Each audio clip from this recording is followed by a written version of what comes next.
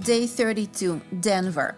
So I started it off by bringing my car to a mechanic because it needed an oil change, and I also wanted to make sure that the brakes and the tires are up to the test when I go up into the Rocky Mountains.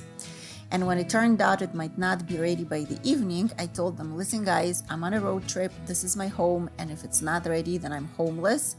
And that did the trick. So if you ever need good auto service in Denver, Goodyear and Tremont Place, I highly recommend.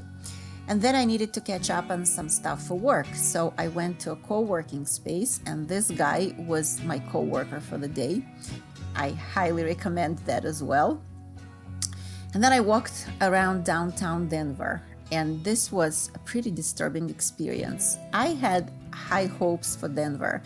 And for some reason, I thought it would be like this really nice place. So the downtown is okay. It was pretty empty for a weekday. So I checked off all the places like Larimer Square and the Tower and Union Station, which for some reason was already getting ready for Christmas.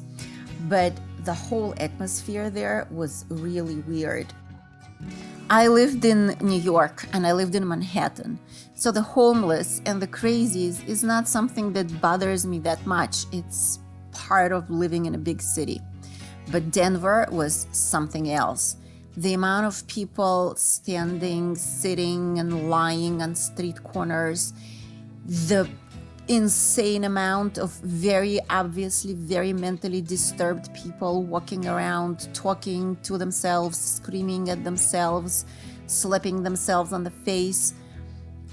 Across the street from the state capitol, where I went because I wanted to take a picture on the mile-high steps, there is this beautiful park that has been turned into one huge homeless encampment.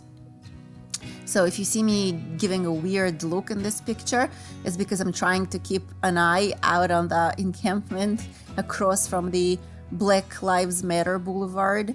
And then there are remnants of statues that were pulled down. I think this one was Christopher Columbus.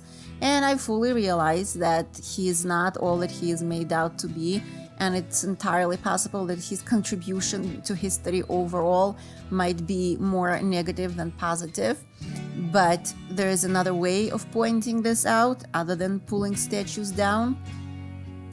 And also the downtown was basically empty, and it's a weekday after work, so you would expect people to file out of offices and go hang out.